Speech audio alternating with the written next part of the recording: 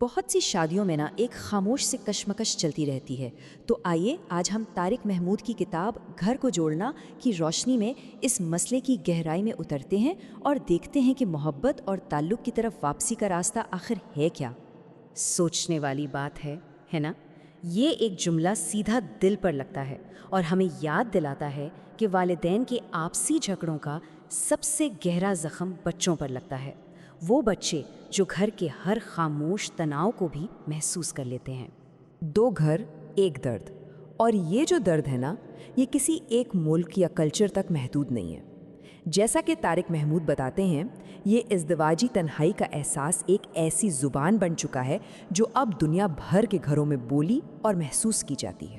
طارق محمود ایک بڑی عام سی لیکن دل دہلا دینے والی مثال دیتے ہیں۔ ایک شوہر ہے جو مالی طور پر ہر ضرورت پوری کر رہا ہے اور اسے لگتا ہے کہ وہ ایک بہترین شوہر ہے، لیکن دوسری طرف اس کی بیوی کو یہ محسوس ہوتا ہے کہ اسے بالکل نظر انداز کیا جا رہا ہے، جیسے وہ بس ایک مشین بن کر رہ گئی ہو۔ اور یہ مسئلہ صرف ایک جگہ کا نہیں ہے۔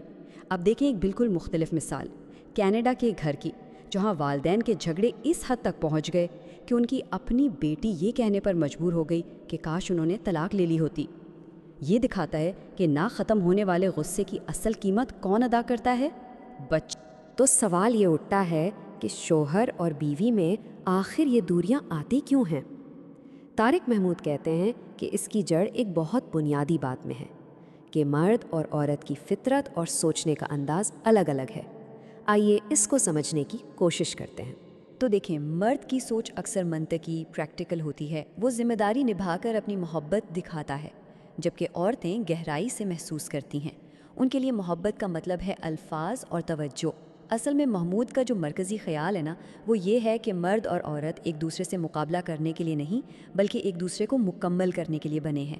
مسئلہ تب شروع ہوتا ہے جب ہم یہ بھول جاتے ہیں۔ اب ذرا شوہر کے زاویے سے دیکھتے ہیں۔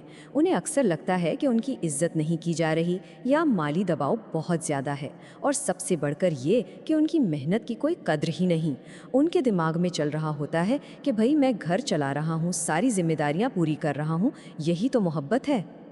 اور اب اگر ہم بیویوں کی طرف دیکھیں تو کہانی بالکل مختلف ہے۔ انہیں لگتا ہے جیسے وہ جذباتی طور پر اکیلی رہ گئی ہیں، جیسے انہیں کوئی دیکھ ہی نہیں رہا۔ ان کے لیے محبت کا مطلب صرف ذمہ داریاں نہیں بلکہ الفاظ ہیں، توجہ ہے، اور جب یہ نہیں ملتی تو انہیں لگتا ہے جیسے محبت دم توڑ رہی ہے، چاہے گھر میں ہر آسائش کیوں نہ ہو۔ اچھا، تو کیا اس کا کوئی حل ہے؟ کیا اس دوری کو مٹایا جا سکتا ہے؟ جی بالکل۔ اور اچھی بات یہ ہے کہ طارق محمود بہت ہی سیدھے سادے عملی قدم بتاتے ہیں جو دونوں کو اٹھانے ہیں۔ تو مردوں کے لیے کیا ضروری ہے؟ پہلی بات، روزانہ محبت کا اظہار کریں، سیدھے سادے الفاظ میں۔ دوسری، بحث کبھی نہ جیتیں۔ بحث جیت کر آپ وقتی طور پر تو شاید خوش ہو جائیں، لیکن آپ رشتہ ہار جاتے ہیں۔ اس کا حال پوچھیں، چھوٹے تحفے دیں۔ اصل میں بات یہ ہے کہ چھوٹی چھوٹی چیزیں ہی رشتے کی جان ہوتی ہیں۔ اور یہ صرف باتیں نہیں ہیں، اس کا اثر دیکھیں۔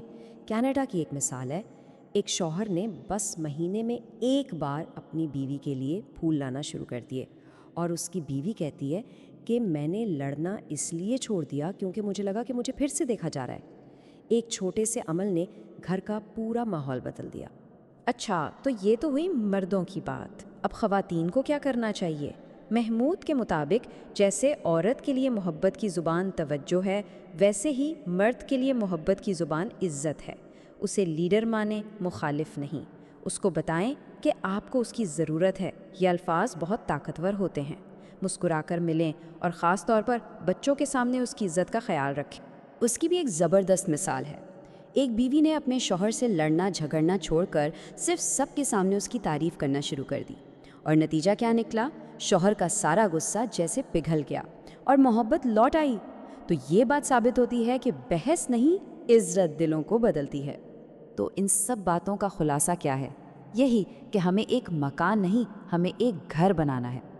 رشتے اس لیے نہیں ٹوٹتے کہ محبت مر جاتی ہے، رشتے تب ٹوٹتے ہیں جب محبت کا خیال رکھنا چھوڑ دیا جاتا ہے، جب روزمرہ کی چھوٹی چھوٹی کوششیں ختم ہو جاتی ہیں۔ اور طارق محمود کے مطابق دو چیزیں ہیں جو رشتے کی سب سے بڑی دشمن ہیں۔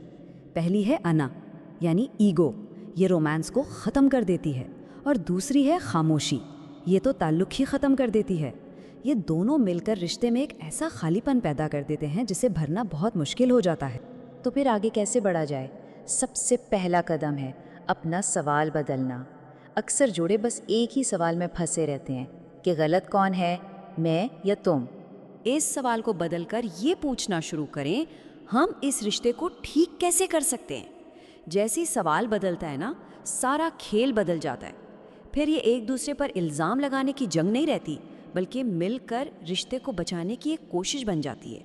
اور آخر میں سب سے اہم بات، مکان تو اینٹوں اور سیمنٹ سے کوئی بھی بنا سکتا ہے، لیکن ایک گھر، ایک اصلی گھر، وہ بنتا ہے چھوٹی چھوٹی مہربانیوں سے، ایک دوسرے کی تعریف کرنے سے اور ایک دوسرے کو سمجھنے کی کوشش سے، اور یہی وہ بنیاد